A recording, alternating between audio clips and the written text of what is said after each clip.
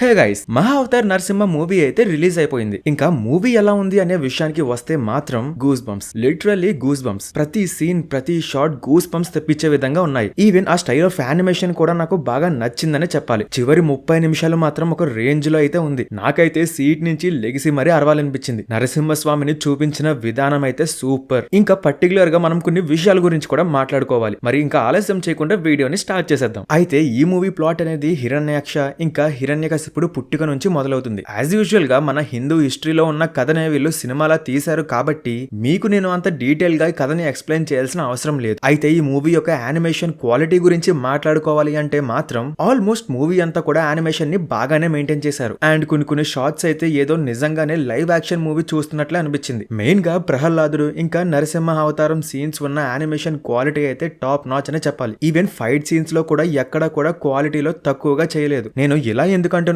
అంటే నార్మల్ గా ఏ యానిమేషన్ మూవీలో అయినా సరే ఫైటింగ్ సీన్స్ ని క్రియేట్ చేయడం కొంచెం కష్టమైన పని. బట్ ఈ మూవీ టీమ్ మాత్రం దాన్ని కూడా ఈజీగా ట్యాకిల్ చేశారు. నిజంగా చెప్తున్నా యానిమేషన్ అయితే పీక్ లెవెల్లో ఉంది. అయితే కొన్ని షార్ట్స్ లో సరిగ్గా లేదనుకోండి, కానీ అది మరీ పర్టికులర్ గా చూస్తేనే కానీ కనిపించదు. సో ఇదేమి పెద్ద నెగిటివ్ అయితే కాదు. అండ్ ఇంకొక పాయింట్ ఏంటి అంటే అక్కడక్కడ లిప్ సింక్ అనేది మిస్ అవుతున్నట్టు నాకైతే అనిపించింది. అండ్ అది కూడా అక్కడక్కడ మాత్రమే, చాలా రేర్ గా. ఇంకొక మంచి విషయం చెప్పాలి అంటే సినిమాలో కథకి తగ్గట్టుగానే యాక్షన్ సీన్స్ కూడా చాలా ఎక్కువగానే ఉన్నాయి. అంటే నేనేమి ఫైటింగ్ సీన్స్ గురించి చెప్పడం లేదు, కానీ రియల్ నరసింహస్వామి కథలో నరసింహస్వామి అందరిని ఎలా చంపుతాడో అచ్చం అదే విధంగా మూవీలో కూడా కళ్ళకి కట్టినట్టు చూపించారు. ఈ విషయం అయితే మూవీ మొత్తానికి ఒక ప్లస్ పాయింట్ అని చెప్పొచ్చు. సో గైస్, మీకు వీలైతే మాత్రం ఖచ్చితంగా మూవీని చూడడానికి ట్రై చేయండి. ఓటీటీలో వచ్చినప్పుడు చూద్దాంలే అని అనుకోకండి, ఎందుకంటే ఇది థియేటర్ లో ఎక్స్పీరియన్స్ చేయాల్సిన మూవీ. మంచి 4K డాల్బీ అట్మాస్ ఉన్న థియేటర్ ని చూస్ చేసుకుంటే ఇంకా మంచిది. నేను కూడా ఏదో అనుకున్నాను, కానీ హోంబలే ఫిల్మ్స్ వాళ్ళు మాత్రం గట్టిగానే ఈ మూవీని తీశారు. కథలో గానీ, యానిమేషన్ లో కానీ, సౌండ్ ఎఫెక్ట్స్ లో కానీ